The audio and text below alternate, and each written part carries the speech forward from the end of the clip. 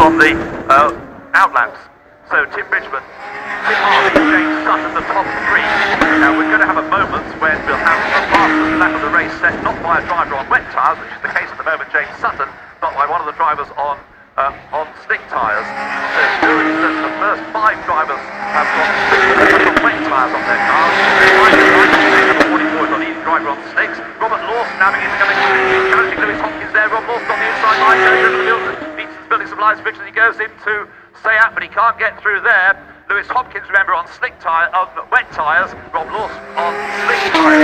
So tyres clearly playing a very important part in the race. And we've got Michael Caine ahead now. Yes, Michael Caine's got through. Scotsman going up towards the chicane. He got ahead, so Michael Caine has gained a place back. The fastest lap of the race, Charles Bateman. Now, Charles Bateman, he started the race on slicks. He's got the fastest lap of the race now. He's over there in 11th place. But we're now getting the faster lap being set by the cars on slicks. We've only had 6 laps. We've just had 7 now as far as the leaders are concerned. 2 seconds separate the top 2 Tims. Tim Bridgman leading Tim Harvey. James Sutton is 3rd. 4th is Tony Gillan coming through now. Michael Caine, Tony Gillan, 56.5. Michael Caine, 56.1. This might have to overtake somebody. So rather looks as though very definitely now slick tyres that are going to come into play. And the next question, of course, is can Michael Caine on his slick tyres catch the 3 leaders over the remaining laps, and there's still a lot of laps left in the race. Can he catch the 3 leaders? And the answer, I think, well, you answered my question now. I was going to have a go and answer it myself. I'd say yes, probably as well. I mean, just looking down on the track here, I said it was drying pretty quickly down at and just to say, we've got the leader now being challenged because the 2 Tims are closed right up as they were lapping the back markers, so they go to real radio head into the 8th line. Charlie Bateman still setting the fastest laps of the race on his slick tyres, kind of a 43 11th place.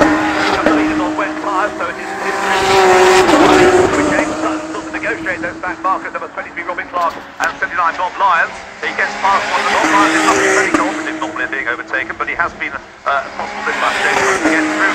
Tony Gillan hand over fist now. By Michael Caine now got the fastest lap of the race. Michael just got a 54.7, so it rather looks it's inevitable, although it's, at the moment the gap between Tim Bridgman and Michael Caine is 10.5 seconds. I think that gap is going to be eroded over the remainder of this race, as Alan suggested will happen. So the situation then at the moment on last night, Tim Bridgman and Tim Harvey absolutely together, just 7/10 of a second apart as they came through on the previous lap, and they're going into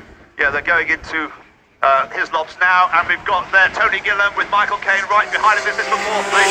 Marcus fighting for last place, and just ahead of them, they're side by side. This is Michael Caine on the inside line. He's managed to work his way onto the tyre line on his slick tyres as they break for real radio hairpin.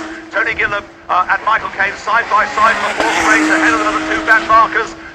Who's going to get a better chance to overtake them? He's still just ahead there, Tony Gillan, and Bob Lyons is not a very good back marker. Bob Lyons, he's not very good at being lapped. He's having a tight. He's certainly doing the same here. He caused an accident.